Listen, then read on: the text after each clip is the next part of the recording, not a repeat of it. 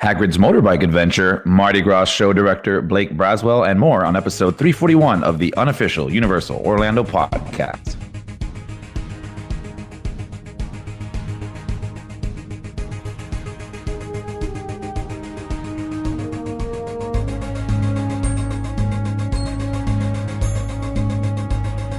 Hello, everybody. Welcome back to the best podcast out there. Of course.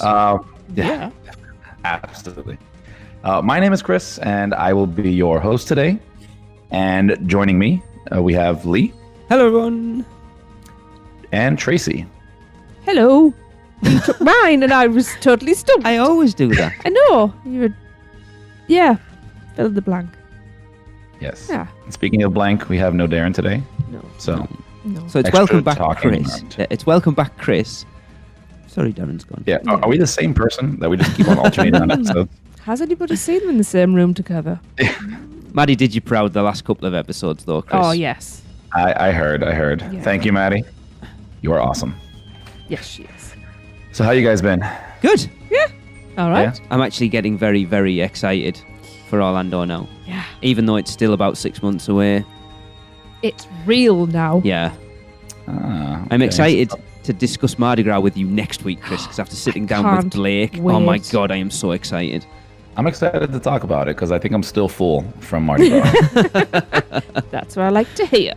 Yes. But Tracy, why don't you tell us a little bit more about the Weekender? Okay. Yes, details are coming, people. Details are coming. Stop it, because I'm going to wet myself with excitement and fear. Little bit of fear. Yes. Yes. So we have the first draft of the itinerary. Oh, so exciting. Ooh. So if you are even remotely interested in the Weekender, which you should be, people, just head over to facebook.com/UUO podcast/events. Any more / there, Lee? You just go to the podcast page and find the events tab and it's there. Yeah, check it out. There's a beautiful infographic done for us by the amazing Michelle. It is lovely. Yeah, it looks nice. It does. But Wait for it, everyone. brace yourselves. This is where I'm really, passing out. The big news is tickets go on sale tomorrow, the 6th of March, through Eventbrite. Now check out the Facebook page for more information or email info@mouseandmuggle.com. Now, I asked Michelle to give me the link for the Eventbrite thing. And apparently, it's like 1,000,000 miles long. That's why she said, just go to the Facebook page or email them. Yeah. But in 2 weeks' time, Michelle and Robin will be joining us on the show and we will discuss the weekend in depth. That'll be awesome. I've just done that. Oh my God, I am so nervous at this point about it. I know. Yeah. The itinerary looks real nice. It's the funny thing is that this is Chris's first. Like, we've done a couple before. Like, us and Darren, we've done little meets before. This is Chris's first sort of step into the spotlight. Yeah, and he's not coming to a little meet for the first one. Yeah, we got eased in. Chris, you're getting dumped at the deep end. Yeah. Yeah, just rip the Band-Aid off. I'm good. We'll remind him of that. I can't When he's in wait. the corner crying. Well, give him rum. I'll bring my invisibility cloak. Is that what you get wrong? You pretend you're not fine? No. I'm terrible. I'm not really good. There's no rum. Yeah. I'm sick too. That's because you've had too much I was going to rum. say, haven't you had enough rum? You tell my voice. Awesome. Cool. So be on the lookout for those tickets. Yeah. Now, speaking of... No, we weren't speaking about food, but let's speak about food, right? Always happy to I speak could about hear food. the cogs working in your brain to try and connect those two things there, Chris. I got to get the WD-40 out, give a little spray. We'll be good. So the Today Show Cafe, Universal has given us details of the Beverly Hills Boulangerie replacement at Universal Studios Florida. It will be the Today Cafe and will soon make its way to Universal Orlando, bringing together a highly themed environment design to feel like you are stepping onto the iconic Today Show set, along with specialty food and drink options. Guests will step into the stage-lit set inspired by the show and catch up on the top headlines from today's live broadcast, all while refueling for more theme park thrills. The Universal creative team behind the world-class attractions and Universal's award-winning culinary team are partnering closely with the Today Show. The anchors of the show, Savannah Guthrie, I may say that wrong, Hoda Cobb, Al Roker, Carson Daly. I know Carson Daly is, yeah. Craig Melvin, Kathy Lee Gifford, Chanel Jones, Dylan Dreyer, Willie Geist, and others help to inspire the one-of-a-kind experience that can only be found at Universal Studios Florida. One of the outstanding features of the Today Cafe menu will be seasonal dishes inspired by co-anchor Al Roker's favorite recipes. Everyday menu options will include fresh in-house baked pastries, salads, and sandwiches, specialty locally roasted coffees, including a unique blend made exclusively for the Today Cafe. Which is awesome. Yes, I think that's really cool. That's awesome. Yeah. I love that Universal is all about those signature, like specific things. Like you think about the stuff in Diagon Alley and Hogsmeade, and then the Duff and stuff in Springfield. Duff and stuff. And then the same here. I think it's cool. Yeah, definitely. Guests can grab items on the go or enjoy their meal any time of the day at seating both inside and outside in the area designed to look like the Today Plaza. The Today Cafe will offer specialty breakfast options like millennials' favorite avocado toast and organic acai. I think it is. I've never heard of it. You can tell I don't eat it. Acai balls to New York-inspired sandwiches and salads. Top highlights include a new twist on classic Italian sandwich piled high with porchetta, spicy capicola, provolone, roasted tomatoes, arugula, basil aioli on a crunchy baguette. Sounds amazing. And an Asian-inspired chicken salad that will combine baby arugula, cabbage, radicchio, shiitake mushrooms, daikon, sprouts, wasabi cashews, and soy peanut vinaigrette. Interesting. And additionally, in a tribute to a long-running tradition in Kathy Lee's and Hoda's Hour of Today, guests can enjoy wine and beer on tap with a delicious cheese platter for two. Also yummy. So that's Tracy's review. I think the place looks amazing. Yes. I saw the food. It looks good. See how it is, and when you actually get it. I mean, I'm looking forward to going and seeing what there is. I'm hoping that that's not the full menu because it's a bit. In fairness, it's a bit faffy to us. To be honest, we've been in there once. I think. All I keep seeing is avocado, arugula. Yeah. It's just when I've seen. I mean, some of the stuff looks nice. And as I said, the coffee. Their own blend coffee, I'm very interested in that. The mugs are actually quite cool as well. The mugs are amazing. But I'm hoping there's going to be some less farty options. I'm not a fussy eater, but, and there's... soup. And the vegetarian options are limited. And if you don't like avocado, you kind of bugger. That's not vegetarian, remember? No, it's not. No, it's not vegan. Oh, yeah. It's not vegan. Yeah, and if you don't like avocado, you're buggered. So... Yeah. I mean, it's kind of cool. Them putting them, this place there. The blonde girl that was there. I don't think. I mean, people were in it, but I don't even remember when I went in it last. No, so. It's just that it seems to be the weird thing about it is, and it was even in that blurb that you just read there, Chris. Mm-hmm. New York, and it's in Hollywood. Yes. I know it's not a major thing, but us theme park nerds are like, you've made a theme. Can we please stick to it? Mm-hmm. I don't really have an issue with it. I couldn't care less because the Today Show means absolutely nothing to me. And to probably most Brits coming over, it won't. Yeah. So it doesn't really matter, but it's like it's that one step closer to just getting rid of themed areas altogether. Mm. Yeah. But it doesn't bother me because to me, it doesn't make any difference. You see, I've thought about it, and at first I was like, oh, you can't take away something that's been there forever, because I'm a creature of habit. But then when I thought about it, it was kind of like I couldn't actually describe Beverly Hills Boulangerie to you. It was quite unmemorable, as it turns out. I just looked yellow in there. That's all I remember. I don't even remember that. Whereas this, it looks fresh, it looks modern. So I'm very intrigued. I mean, I'm sure that's not the complete menu. I'm sure there'll be other things on the menu as well. So I'm looking forward to. I know Alicia. Having a look. I know Alicia kind of poo-pooed it when we had her, and I talked about it, and I hope that this being changed was a step closer to us getting some sort of refresh at the front of that park. And she was like, you keep thinking that. But there's still that part of me that hopes it is, that they'll start here and then eventually, because the front of that park has no identity whatsoever. No. You walk in and it's kind of like... It's not a grand entrance, is it really? No, not like Islands. Yeah. You walk in, it takes your breath away.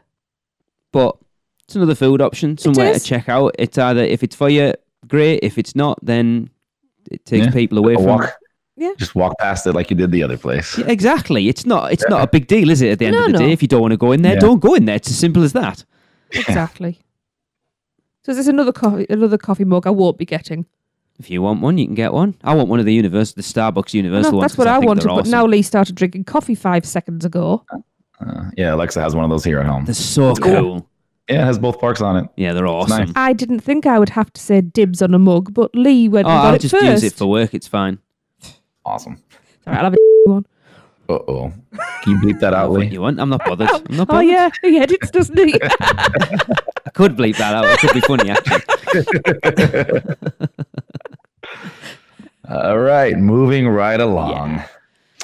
So, Lee, would you like to tell us about the new Hogwarts projection show that looks amazing? So, in true Universal fashion, Tracy and I haven't even got to see the old Wizarding World projection show yet, and we're already announcing a new one. Yeah. So, they are continuing to update the Wizarding World of Harry Potter Hogsmeade at Islands of Adventure. By this time, announcing, as we've just said, a new projection show, which will be called the Dark Arts at Hogwarts Castle, which I am all about. Yeah. It's so cool.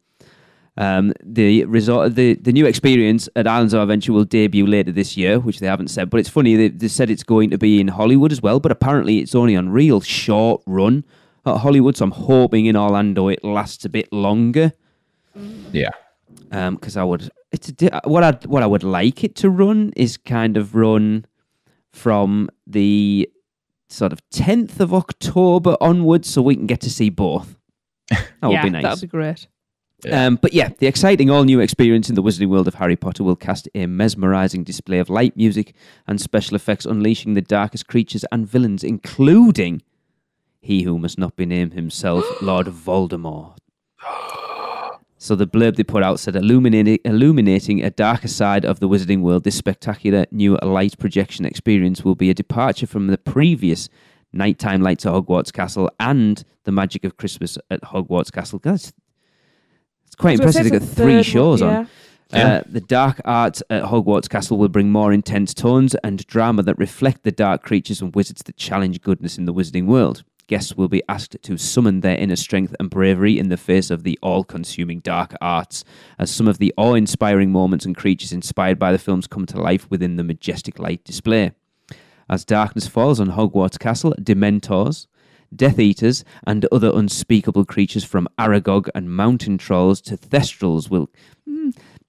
a Thestral's a dark creature. Well, they are linked with death. They're not evil like the rest of them, are they? And actually, only some of us will be able to see them. That might be a flaw in the plan. I'll be able to see them. You'll be able to see them.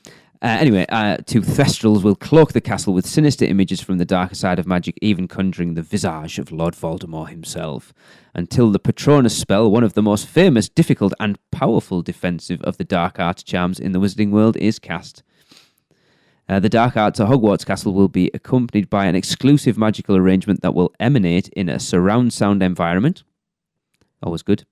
And it was conducted by prolific arranger William Ross and recorded by the London Symphony Orchestra in London, surprisingly, based on the original scores composed for the film series created by Academy Award-winning composer, the god that is John Williams himself. Yes. Chris, I'm assuming you have seen... Have you seen the Christmas one? So here's the funny thing. We've seen the Christmas one. We have not seen the other one. Oh. Yeah. For some reason, and we were actually talking about this on our last trip, with the times that we have been going there have been like special events. So they'll not run certain things on special events. I don't know why. We've wanted to see it. We just haven't had the opportunity to see it yet. I mean, even to the point that the cinematic celebration? Is that the new one? Celebration. Right? Yeah. Okay. That's been open for almost a year now. Yeah. Getting close to it. We still haven't seen it because it's been closed every single time we want to go and watch it. It's funny. Tracy and I were talking about it, and we're probably not going to get to see cinematic celebration because it's Halloween Horror Nights when we're over. Yeah. Did they run it during Mardi Gras, Chris? No. So we probably won't even get to see it next year either. Crap. Well, you're just going to have to take me another time. They will run it on non-concert nights during Mardi Gras. All right, so we probably will get to see it. Yeah. So we were going to, on our last day, it was a non-concert day, and we wanted to stay, but we had to drive home that day, and we were exhausted. So unfortunately, we skipped it, but we're like, we'll be back soon to see it. We're dying to see that show. But now that this is going to be closing, we'll definitely, make it a point to watch this one before they move it over to the new one. So how was the Christmas one? Because we've obviously watched videos of it, and it looks stunning. I mean, I have tears watching it on the TV. All the time. I hear that part of music, and that's me. I'm a mess. And that's what they do. They play on your emotions with that music. It gets you in the, whole little vibe, and the actual projection's really good. They did an amazing job. We really enjoyed it. The only thing we did not enjoy was the crowds. A trillion people rubbing up against you. At the end of the day, some people smell a little better than others, especially after a day in the theme parks. Exactly. Well, it's going to be interesting. I've already listened to little things, and something Seth brings up is going to make that projection show even more interesting. Nice. But we will get to that later. It's not going to be nice. Let's just put it that way. Oh, not nice. No. No. How cool would it be if they added little drone dementors for this show? Yeah, it would be awesome. So cool. Such an easy thing to do, and it would really put add that extra touch, because they do it already in Hollywood, right? Did they? Was it Hollywood or was it? I've seen it somewhere. I would think it seems more like Japan. I'm going to put a shout out, Gabe. If you are listening, do you guys have Dementor drones out at Hollywood? Please let us know. I was waiting for an answer there. They won't answer. But I'd be shocked if you did. Sounds cool. But we'll wait. I know when we see this year. Oh, you guys are gonna tear up. I will be a gibbering mess by the end of it. Mental note: add extra tissues to the shopping list for our holiday. That's not good when you're already dehydrated. That'll be me sobbing. Yeah. And now you're drinking alcohol as well. Yeah, it's not going to be good, is it? Oh God, no! Sobbing duff tears. But yeah, I'm so excited. We saw I can't even remember what it was called. The second iteration of the Disney one at Magic Kingdom. And we saw it from the Tomorrowland Terrace the first time. And they ran it 2 times that night because we did the dessert party. And the second time we moved down onto Main Street because we were staying for the Main Street Electrical Parade. And to see that projection show head on Cinderella's Castle was mind-blowing. It was amazing. Yeah. Yeah, it looks real. Yeah. Oh yeah. The way they get the projections to make the castle look like it's changing clever pieces. It's amazing. Yeah. It's stunning. amazing. It really is. Yeah. Yeah. Very impressive. Yeah. So that'll definitely be a cool addition to the land over there. Absolutely. Yeah. Yeah. And let's stay on track. Ha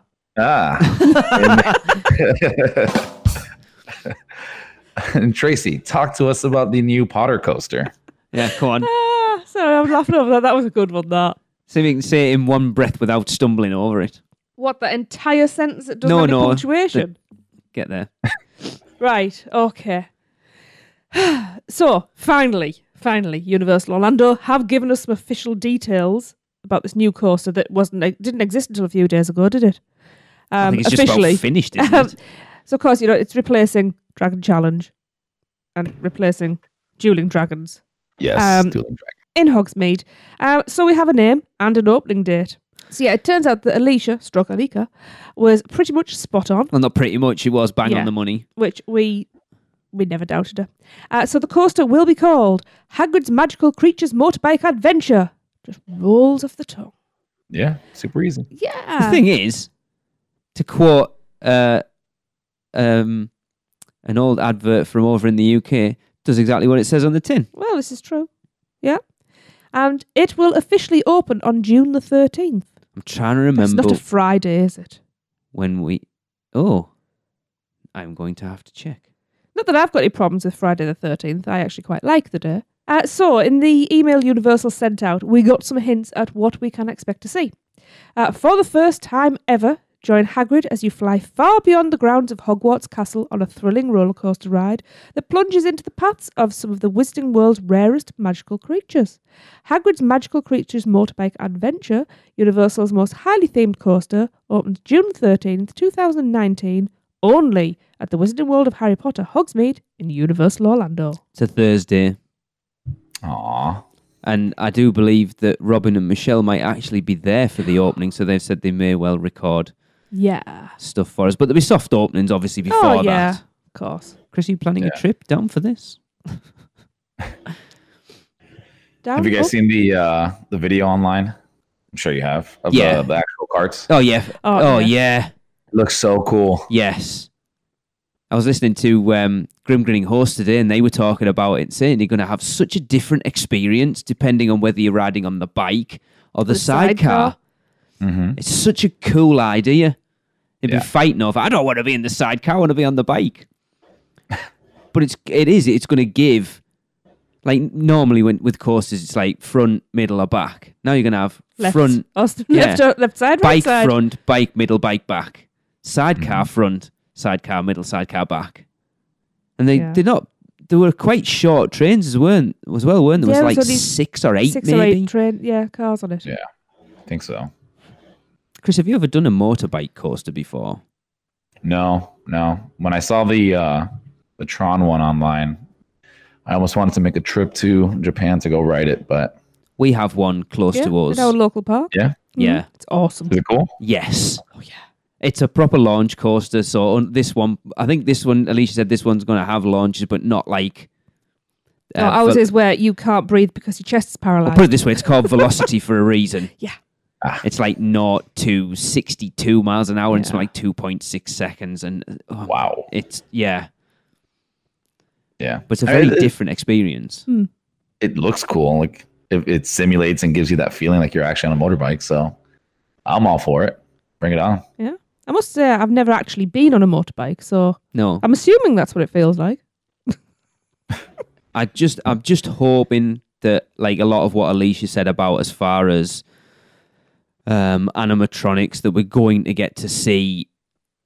I know there's rumours there's going to be a full Hagrid animatronic. Mm-hmm. Obviously, she's put herself out there saying there will be a Fluffy, and it's what other creatures you're going to get to see. I can't remember. It might have been her I was listening to the other day, and it's like they put a Cornish pixie, right? Remember that, Chris? It was a Cornish pixie in the artwork for it, not a fairy.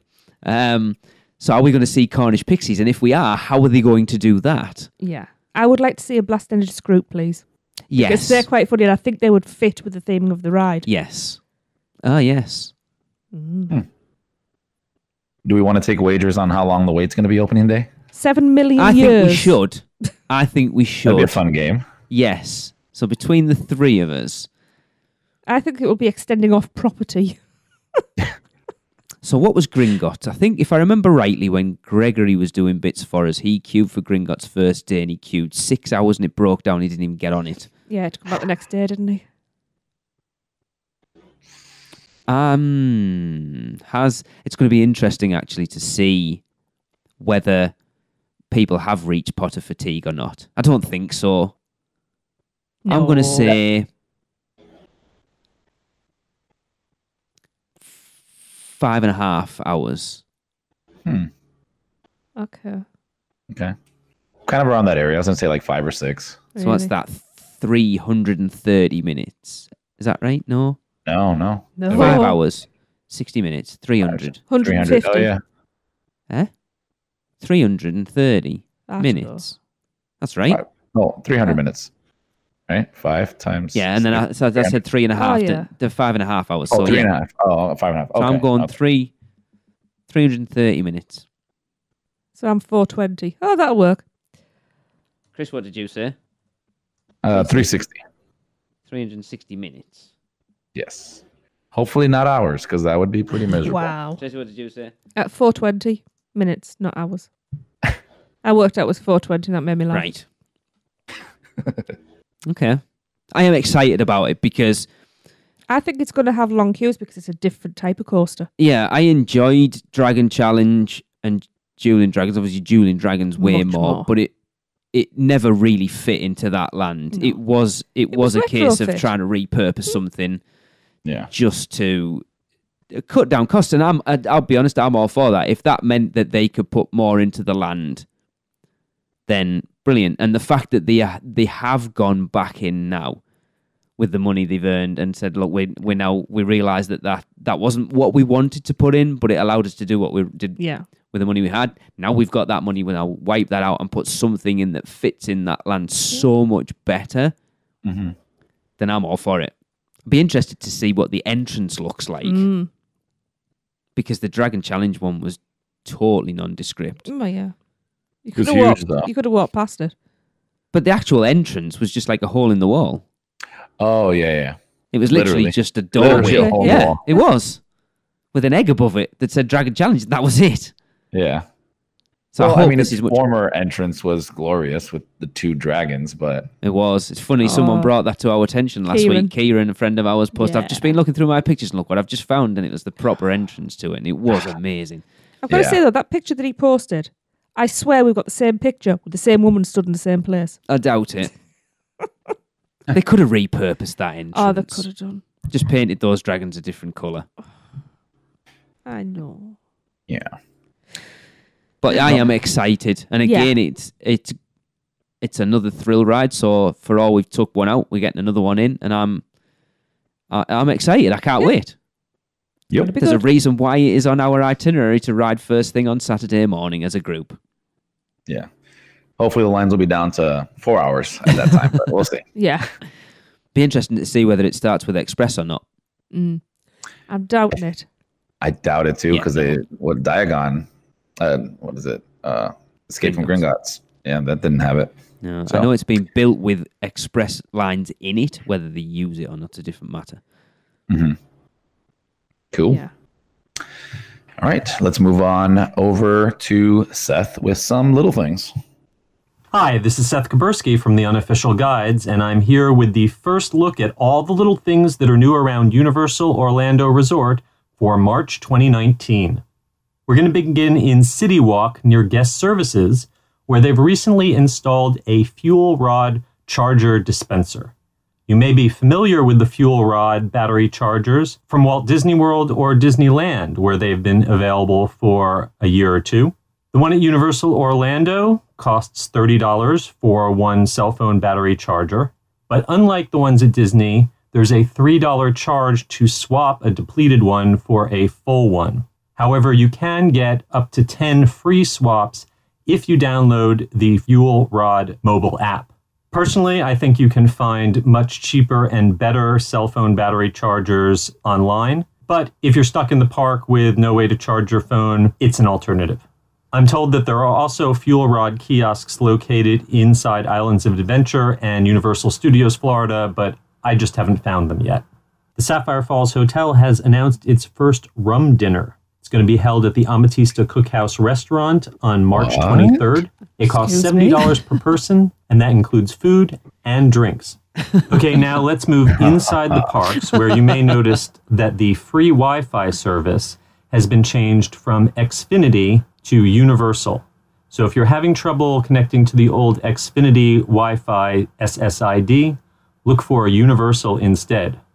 I've noticed that since making the change, the internet connection has been much more stable. You'll also notice inside the parks that they are selling a new style of souvenir cup. This souvenir cup is made by Tervis. It's insulated and it's a little larger than the old cups. It costs the same $16 as the older freestyle refillable cups, but the catch is that you do not get your first day of activation for free. Instead, if you want to activate them for unlimited freestyle soda refills, you'll have to pay $8.99 plus tax on the first day and each day you want to use it after. Alternatively, you can get a one-time refill for $1.50, which is the same price as the non-freestyle souvenir cups. Moving around Islands of Adventure, Dudley Do-Right's Ripsaw Falls has returned from its annual refurbishment, and the entire area around Popeye, including Me Ship the Olive and the Bilge Rat Barges ride itself, are now closed for their annual refurbishment. They've also updated the pay-per-use lockers around the water rides. The new lockers use the same ticket scanning system as the free ones available at the various roller coasters, but they cost $4 for a medium-sized locker for 90 minutes or $5 for one of the larger ones. Over in Jurassic Park, construction on the new roller coaster has caused the removal of not only some trees, but the entire bypass bridge that used to connect Jurassic Park to the Lost Continent. Are you ready? That means the only way in between those two lands is to pass through the wizarding world of Harry Potter. Oh. We'll have to see how they handle the crowd flow once the new Dark Arts projection show opens up later this year. Oh dear. Speaking of the wizarding world, the newly named Hagrid's Magical Creatures Motorbike Adventure is inching closer to completion. The large construction cranes over the site have now been removed. Woo! Over at Universal Studios Florida, Mel's Drive-In has replaced the Garden Burgers with Impossible Burgers, which can also be found over at Captain America Diner.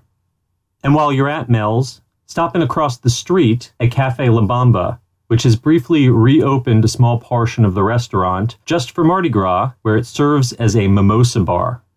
And as you're driving away from the Universal Orlando Resort, keep an eye out for the upcoming Endless Summer Hotel, where the Surfside Inn has just completed its colorful murals on the end of the tall buildings. Okay, that's all for this time. This is Seth Kabursky from the Unofficial Guide to Universal Orlando. You can follow me at the UG Series on Twitter, and I'll be back soon with another look at all the little things that are new around the Universal Orlando Resort. Actually, I'll jump in there. Also, sponsoring part of our Weekender as well. Yes. Yeah. Our scavenger hunt, which is awesome. Chris, did you see the murals on the side of the surf? I was going to say I did. It looks awesome. I can't imagine how that theming they're doing. I can't imagine how that corner looks now, because obviously the last time we were there, it was still Wet and Wild. So I can't picture it in my head at this point without Wet and Wild being there. It's bizarre. Yeah, I mean, it's been gone. Obviously the Wet and Wild's been gone for a little while now. So, we stay at a hotel. If we're not on site, which we're not on site every time, we'll stay at, one of the hotels around the area there. So got used to the landscape of it being gone. But now, like the hotel we stayed at last, you can actually see out of our window the new Universal properties. Cool. Yeah. Nice. They're looking nice. They're looking real nice. They're sort of really taking over that area now, aren't they? You think, like, with where Universal Orlando is, and then Endless Summer, and then with the new park down the road, they've definitely got that whole side sort of stitched up now. Yes. Yeah. Also, rum dinner? Yes, thank you. Oh, yes. Can we talk about that for a minute? You kind of heard Chris and I both go, excuse me, hello? We found our Weekender dinner. Yeah. If not Chris, me and you'll sneak off dinner together. It's fine. It's a team meeting we're doing. It was interesting. Yes. I thought $70, depending on how much drink you're getting, didn't actually sound too bad. I don't know if I could actually physically drink $70 worth of rum. Those guys there, obviously, like me and Alexa, are huge fans of that place. We love going there. The manager literally knows us, first name basis, all that kind of stuff, and like half the staff. So we look like weirdos going in there because everybody's saying hi. But they have they have the tapas plates, and what they've been doing lately is they've been putting out these dinners, because they don't actually do like a full dinner, but every now and then they were doing like a dinner special, and it would be like, I know last time we were there they were doing it and we really wanted to do it, but we missed out on it because I think we ate an hour before we went there. They were doing like a steak dinner, and it was, I think it was $40 for it, 40 or 50. But the thing is that it's not just a steak dinner for one. They even tell you, this is a shareable plate. Like, you don't want to eat this all by yourself. Right. So it's almost like a giant tapas. Okay. So that, if you mix that in with some drinks in there, that $70 price tag does not sound too bad. Right. I'm just reading it on the Lowe's Hotel's website now. And it says, enjoy an amazing dinner paired with a selection of rums from Mount Gay distilleries that are sure to please your palate. Dinner begins with a flavorful cookhouse ceviche, followed by Caribbean tomato and avocado, pork belly slider, and short rib, carne Sada? No idea. Carnegie Sada? No, it's like Guisada. I've never heard of Carnegie Sada. Nope. For a sweet ending, savour a decadent ricotta cheese custard and rum stewed apricots. Well, that sounds all right. Right, that's fine. Is there a vegetarian version? No. That's no good. You'd already lost me at ceviche, so... I don't know what that is. It's like a fish... all right, so you go. Seafood like stew kind of thing. So the cookhouse ceviche is Florida snapper, cucumber mint relish, Aji Amarillo crema, whatever, silver rum basil leche de tigre, paired with Mount Gay silver rum, a Caribbean tomato and avocado, which is baby arugula, pickled mango, fried capers, broken Cuba Libre vinaigrette, and goat cheese mousse. You see, arugula and avocado. What is it with the double A thing? Yuck. Paired with Mount Gay eclipse rum. Okay. Pork belly slider, which is panda yucca, bitters gastrique glazed. I'm absolutely butchering these. Really? Hadn't noticed. Glazed curabuta, pork belly, kumquat jam, chicharron, charred tomato, and chipotle aioli, paired with black barrel. Okay. Short rib Carnegie Sada, which is Caribbean smoked short ribs, root vegetables, roasted corn, cilantro, white rice, and chorizo oil, paired with Mount Gay XO. I'm just starting for the rum now. Ricotta cheese custard and rum stewed apricots. That sounds all right. Paired with Mount Gay 1703. That's your menu. That is it for $70. I won't be doing I don't know. I will tell you that the pricing on some of those things are from those drinks. Oh, Because they literally just went up the chain. That 1703 is an expensive rum. Right. Yeah. And it's. So. I assume the further into the course is the darker the rum gets then. That's exactly what he was. Yeah, that's what it sounds like. Yeah. Okay. I like my rum dark. Well, we'll go. We'll get it for two of us. I'll eat the food. Dessert. You drink. Yeah. I'll eat the you eat food. That and I'll just drink the rums. The problem for me is that'd be awesome. I don't do ribs. I don't like meat on the bone. And I don't like fatty meat, so pork belly, that's out as well. And then the devil's triptych. Aioli. No, I like aioli. It's basically garlic mayonnaise. No, arugula, avocado, cilantro. Nope. But the rums I'm on board with. Yeah. There's bits I'll pick out, but that's it. Absolutely. They're not catering for just me. No. I always say this. It's a high-end dinner. I don't think I'm a fussy eater either, but... Don't worry, Tracy. They have 200 bottles on the back shelf. You'll find something you like there. I've got my own straw. I'll be fine. We're going to have to go over. I don't know where the hell we're getting the time from to check out all this stuff we need to check out and do the weekender, but it's going to be interesting. I can't drink for breakfast. I can. Look, I'm not being funny, but we're already meeting somebody for breakfast one day, apparently, to talk football. I'll need rum. Anyway. I'll bring a hip flask. Don't worry. Cool. Yes. Yeah, cool. So, yeah, definitely. All right, let's go and get the light bill paid with a Mouse and Muggle ad.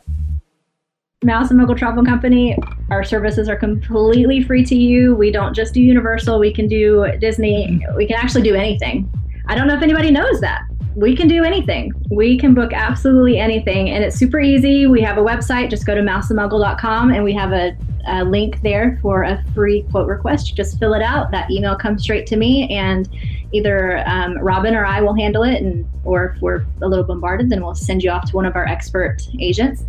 But we'll take good care of you. So reach out to us at any time.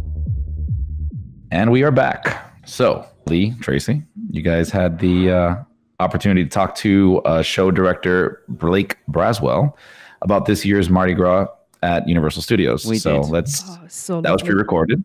So let's hear it. Mardi Gras is underway at Universal Orlando Resort again, and this year looks as awesome as ever. Chris will give us his review of the event next week, but today we are absolutely thrilled, to be honest, to be joined by show director of Mardi Gras Parade, and I like to say friend. Yes. Blake Braswell. Hi, Blake. Hey, friend. We'll go with that. Yeah. Hey, Blake. Hey, how y'all doing? Good. Yeah. I know you'll be quite happy at the moment, Blake, as your team had quite a resounding win last night. We did. I'm glad that you remember which football club I support. How's the local club going your way? Not very well at the moment. Don't Let's not ask. get into that. Okay, we'll talk about that then. Not great. Well, shall we talk about what we came to talk about, course. not football, Yes. boys? Thank you. I mean, we can talk football all day long if you guys want to. I'm down. I It's know. fine as well. Allie might start throwing stuff at me, though. Definitely. So, Blake, of course, as we know, you are also part of Halloween Horror Nights team. And like Halloween Horror Nights, Mardi Gras is never the same event twice. So what can everyone expect this year, other than the parade, that's different to previous years? So it's actually, and Halloween kind of works the same way. You're balancing like the tradition of doing Mardi Gras, doing the event. This is our 24th year doing it. So you got the tradition you want to hold up, but then also you want to make things different and new every go round. So, and the way we've been doing that has been to really have a distinct theme each year. So we've got a series of floats that are are traditional, as we talked about as far as the parade's concerned, and then we've got 6 that rotate out and our theme that so. The other things that you can sort of experience that are different beyond just the theme, and what always changes every time, is one of my favorite parts, and that's the people. We've got a lot of veteran parade performers that come and join us every year, but then we've also got an influx of brand new people that are so excited to be doing Mardi Gras for the very first time. And our parade performers, for those who have not been down here yet, prior to the parade starting, they hang out in our French Quarter area and they interact with the guests. They do dance parties with some of our French Quarter musician bands that are out there and stuff. And they really make these awesome one-on-one connections with the guests. And while that happens every year, it's also different every year because, like I said, you get a different, a crew of people each round. Yeah. And I love all the connections they make that then you kind of see pay off later during the parade as they're walking down the parade, going side to side, greeting, talking to guests, saying Happy Mardi Gras, and then they say catch a kid that they were just doing a limbo party with earlier, right? Awesome. That's so nice. Yeah, that kind of stuff I absolutely love.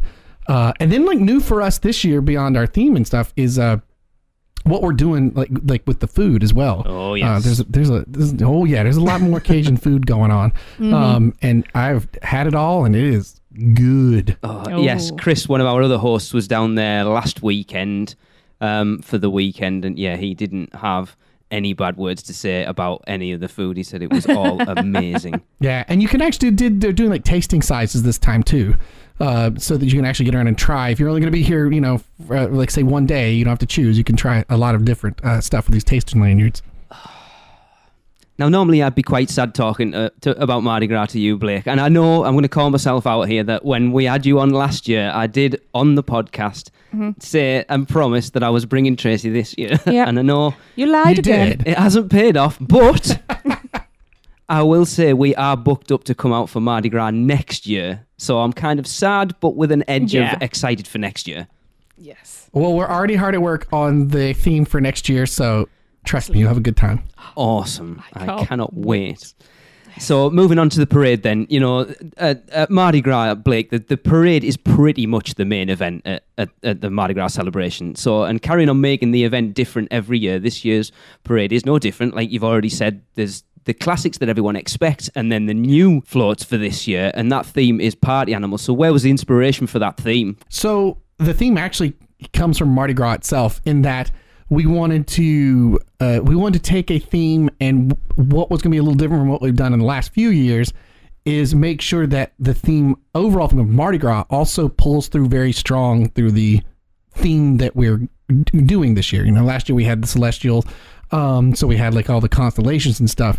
But this year with our party animals theme, that even though when you get to these new floats that, say it's like the Arctic and you've got all these penguins and this whale up there, this giant polar bear, they're all part of celebrating Mardi Gras as well. So the penguins wear these adorable little jester caps. So you've got, a Mardi Gras crown on the whale. And then the costumes themselves for the characters that correspond to each float represent that as well and tie back into it. Like for our insect float, we've got this group of bees that we have performers that are swarming around, and their antennas, they're not black antennas. They're one's green and one's purple. Awesome. To simulate the jester hat. So the theme of Mardi Gras pulls through our entire party animal theme.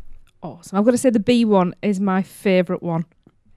It's fantastic. I love the bees and the flower stilts that travel along with them, and then the queen bee. Yeah, they all make me really happy. Yeah, they're lovely. I love bees. Killing me at the moment. It's like I so want to be out there this year. I just want to say, with the bees having the green and the purple antenna, that is my plan, that when I come out next year, my hair is going to be green and purple with gold accessories. I have it'll be easy to find you. That'll work. Exactly. But yeah, the parade does look amazing this year. Yeah. It's like it does every year. It's just it's that energy that the parade gives, and it's not just the floats themselves. Like you said, it's the performers that go along with it that just make it something more than just your average parade. It is. It's a moving party, isn't it? Yeah. Oh yeah. That's exactly what you want out of it. Yeah. From the moment people walk in and start hearing the Mardi Gras music being played on all the the BGM or background music throughout the park, to going down to the French Quarter, smelling the food, and then hearing the bands playing on the street, and the performers hosting these sort of like impromptu dance parties and stuff, to the parade itself. It's just a party the whole time. I can't wait another year. We gotta wait a year. I know. It's killing me. Yeah, so we previously mentioned that you're part of the Horror Nights team. Now, if I remember correctly, when we spoke to you last year, you did say that you like to try and sneak a little Horror Nights into the parade. Now, we know there's the universal staple of fire on one of this year's floats, but can we expect anything else from the dark side? Well, I think last year what was my little nod was we had these CO2 blasts that went out around the Scorpion that was on a Scorpio float. And it scared people. And we have a similar effect this year, but how it's used to make it look like the whale is cresting through the water, it's probably not as scary, because you understand, you see that it's coming, the way that works. But for me, it still kind of lies in the effects world. Yeah. The little atmospheres that effects creates for Halloween are, they're kind of like those finishing touches that help tell the story, and it's very much the same way here. One of my favorite things is everybody, the lighting designers, the effects designers, costume designers, everybody really jumped into this theme very hard. So, for example, our swamp float, which has like a big crawfish boil on it, a giant frog, and a crawdad, and it literally looks like it's in the Louisiana swamps. I said I wanted it to look like it was like an early morning in the swamp, kind of the wispy fog, across the water, which sounds cool, right? But I mean, how do you Blake can say whatever he wants to, but somebody has to actually make that thing happen. And our effects team is awesome, and they did that. So when they did the fog and ran it through the float, you don't see fog just rolling out of anywhere. It's like it's just trails of it coming up between the grass, around the swamp areas of the float. So it literally feels like that wispy fog that sits on low in an early morning on the water. Awesome. So you can kind of, if you close your eyes, you can think, oh, it's a little bit of Horror Night here as well. I get my buzz on football. Was that last little thing we did? You can smell the fog juice. You can still smell the fog juice. Oh, see, that smell, right? It doesn't matter where I am. If I smell that smell, it instantly takes me back to Horror Nights. I actually think I need to find that in perfume form. They should do. You can get all these theme park candles now, can't you, that smell of everywhere. They need to do one that smells of Horror Nights fog. Yeah. That would be amazing. Oh, you'd sell a lot. Just a small commission for the idea. So, of course, as we've already said, the parade looks fantastic this year, Blake. The whole thing it's another level from every year. You guys take what you've done last year and somehow manage to make it better every year. And I'll be honest, I don't know how you manage it. You take something that's phenomenal and make it even better. And it's the same with Halloween Horror Nights every year, but as theme park creators and show directors, we know you like to put little hidden details in there. Is there anything there in any of those floats that people wouldn't necessarily notice just watching the parade that you think they should look out for? And which one of those floats is your personal favorite? That's hard for the favorite one, because I really, really like this theme, and I can start talking and say, I love the swamp float. I love the crawdads and shrimpette characters that run around with them. but then you got the insect float, like you were talking about, Tracy, with like the bees and everything. I how they interact with everybody. It's actually, that's a really tough one. I'll tell you the one of the things I was the most excited about when we got this again goes back to an effects thing. I like my effects. The ocean float that's got our giant sea turtle on it. Oh, I love that. And he's got these, wearing these huge Mardi Gras beads. Mm-hmm. But I said, we've never done bubbles before. Can we please get bubbles on this thing? Will that work? And while that, again, sounds like a simple request, because it's a bubble machine that's actually moving, so you're dealing with the air moving by and all that kind of stuff. It's not quite as easy as it sounds to get it to work like you want it to. And I love it when that thing comes rolling around and it's just surrounded by bubbles, everybody slinging the beads out and everything from the ocean float. I love that ocean float.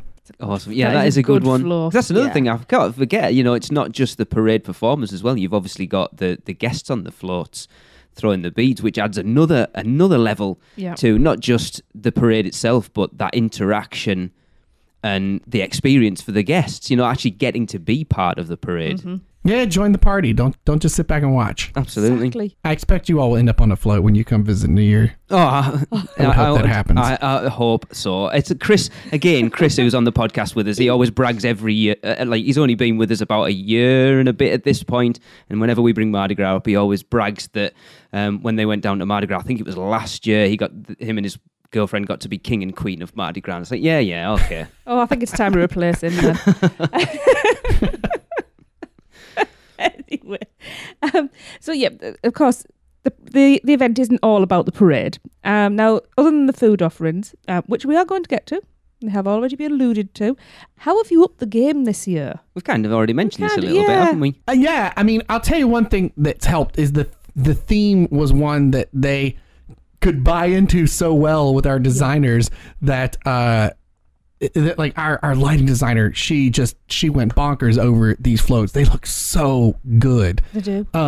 It's always interesting because we partner with Kern Studios, and they are the folks who they've been making Mardi Gras floats for Mardi Gras down in New Orleans since like the 30s. And then we come up with concept, kind of go back and forth. We do some designs here, then we get the floats from them, and then our decor and our lighting team jumps on, and they put on a lot of these finishing touches.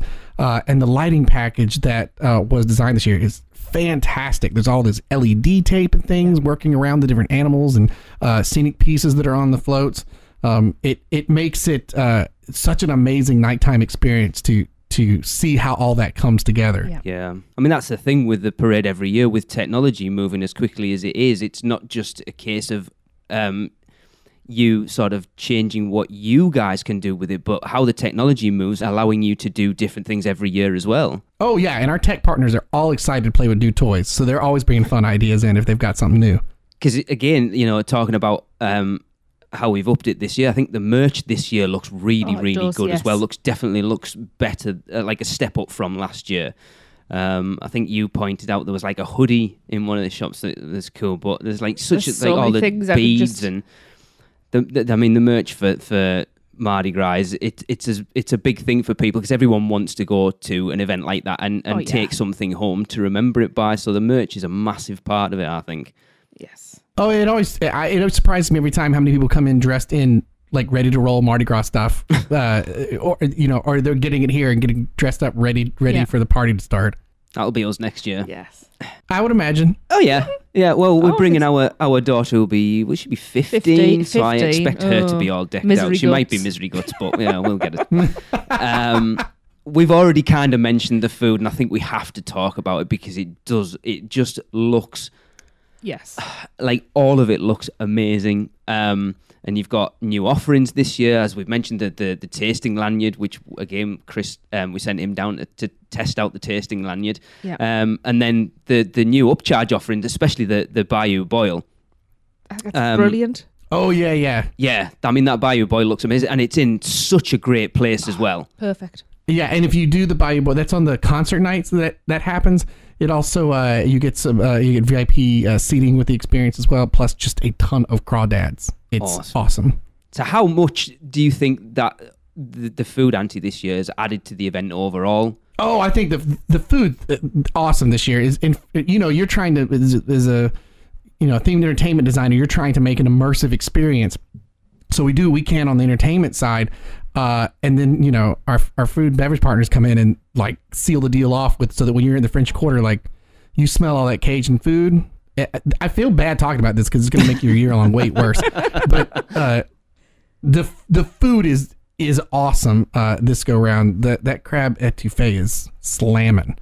And then also that we have a bunch of craft beers from Louisiana that are at all the different tents.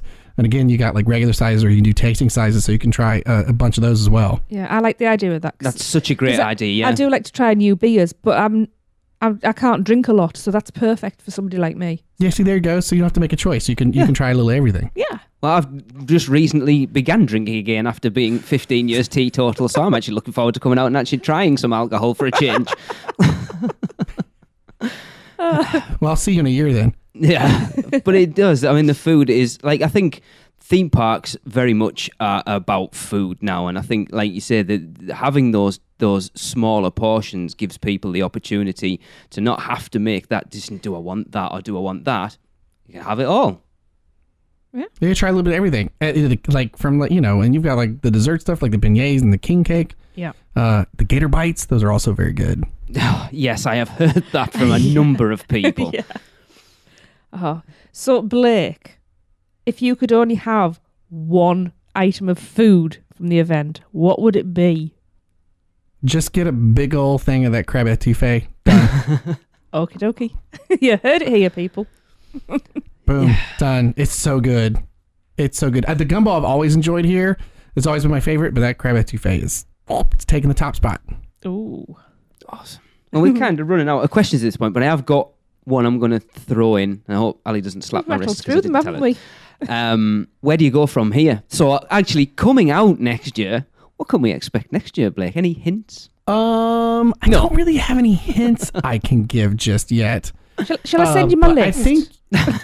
I think you'll really enjoy it, though. I have, as I've gotten to know you since we first did this last year, I have a feeling that you will find next year's theme very, very fun and have a good time with it. Ooh. So I'm getting right. So next year will be the 25th year then, is that right? Yep. So a bit of a celebration then. That's worked out quite well for us, hasn't it? Yes. Yeah, see, perfect. Yeah. So we just planned it this way. You're coming down for the 25th. That's awesome then, because we hit Halloween Horror Nights 25. We're going to hit Mardi Gras 25 and Horror Nights 30, hopefully. Yes, hopefully we'll be there for Horror Nights 30 as well. And see, Horror Nights 25 was my first time working on the show direction team with the marquee event. So there you go. Well, Blake, from me to you, that year was unbelievable. Yes. I know we're not here to talk about Horror Nights, but it was second to none. Well, you did say you're coming in October, so I hope we get to talk about it.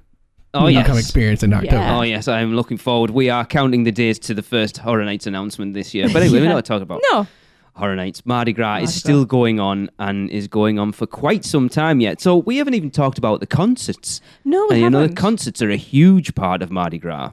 Anybody in particular looking forward to seeing, Blake? Well, the one I keep talking about is one my dad is so excited about, so we're going to go see together at Steve Miller Band. Yes. I think March 16th, yeah. It's a good lineup, though. Like, everybody should find something that they would want to go see. We just had Macklemore here recently, but we still have well, actually on that same weekend with Steve Miller Band, the following day you've got Ziggy Marley, but Pitbull is still coming. We just announced Prince Royce, so there's still a lot of good bands left to see for the rest of the run. There is, and I think the best thing about it is it's not an upcharge. Any regular guest going into the park on that day with their day ticket can take part in all of Mardi Gras for no extra cost. I think that is... It's the icing on the cake. It's amazing, to be honest. Yeah, I think it's a really fun experience, especially for folks that, like I said, as they come in, they may not know really what to expect, but as soon as you get in the door and hear the Mardi Gras music playing through the BGM, they know something different is going on, I think being able to go to an event like that and interact, one of the biggest things for me coming to theme parks is that interaction with team members or performers or the actors in whatever shows it is. It's like they're the memories that you take home, and watching the videos that we have of Mardi Gras. And you've already mentioned it yourself, Blake, that those experiences you get with those performers is they're memories you will keep for the rest of your life. And that is, for me personally, that is like my favorite part of this. That's my favorite thing I get to see. If I go watch out there and I see that they've got a bunch of like, 6, 7, 8 year olds competing in like a dance limbo contest that they've just randomly started on the street with the bands and stuff. It's so awesome. Like I love that stuff. Yeah, me too. I can't wait. It's proper heartwarming stuff, and it's bringing people together. It's bringing families closer. It's bringing strangers together because they're, what's a stranger? A friend you haven't met yet. Yeah, exactly. I'm the type of person that if we stood in line or we stood in a group somewhere, I'll talk to the people around me. Yeah, our kids hate it now. but it's nice that you've got like things like the pop-up limbo and stuff. If you pop up, you lose. Yeah. But well, like when these dance parties start, my favorite thing is when they begin. It's just normally our cast with like a couple of of performers with a couple of maybe guests, and then slowly, as our cast is looking out in the crowd, seeing who's really enjoying it, they start grabbing them and pulling them. And the next thing you know, this dance party is huge, and the guests now are way outnumbering the parade performers that are in the street dancing. And grown-ups are allowed to join in, aren't they? Yeah. Oh yeah. Good, because otherwise I'd just crouch and pretend I was a small child. Because I am joining in. Especially, don't worry, you don't have to act like an adult here. You're fine. Oh, I know. I don't. I tried adulting, didn't stick. No. It's overrated. Absolutely. It totally is. I absolutely agree. Cool. Well, Blake, it's been fantastic to speak to you again. It's as usual. Talking about an event that I'm finally going to get to see next year. Yes. So, Tracy, you can't have a go at me now because it is happening. Yeah, but now I can nag you about Christmas. True. True. So, yeah, like we've said, Mardi Gras this year is looking to be another phenomenal event at Universal Orlando. The parade, the food, the street entertainment, the concerts, there's so much there for everyone to enjoy and take part in. So if you're in the area or you happen to be going to Orlando when Mardi Gras is on, definitely go and check it out. And Blake, thanks again for so much for taking time out your day to come and speak to us. We really appreciate it. Yes. Of course, happy to do it. You all are a blast. And we So are you. Yep. And we can't wait to see what you've got in store for us next year because I will be getting to see it with my own eyes. Yes. Sorry, I'm overexcited. Brilliant. Thanks, Blake. Thank you. No problem, man. See you in October.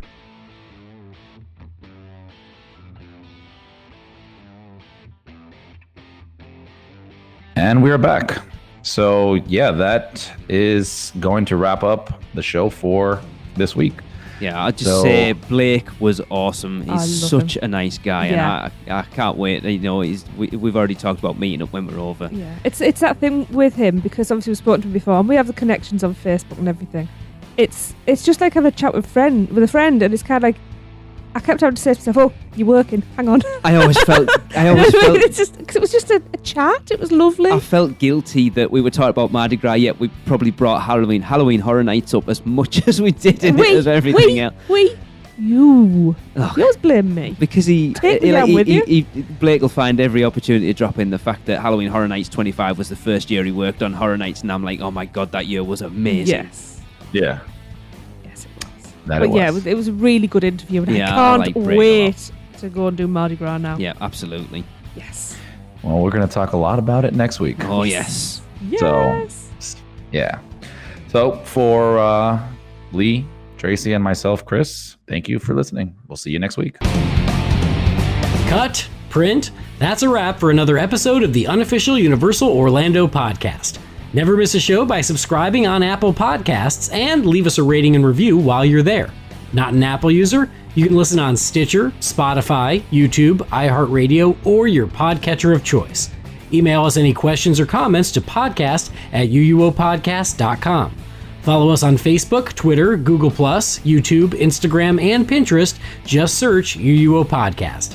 Keep up with the latest news, rumors, and updates on our blog at uuopodcast.com. Thanks for listening. See you next week.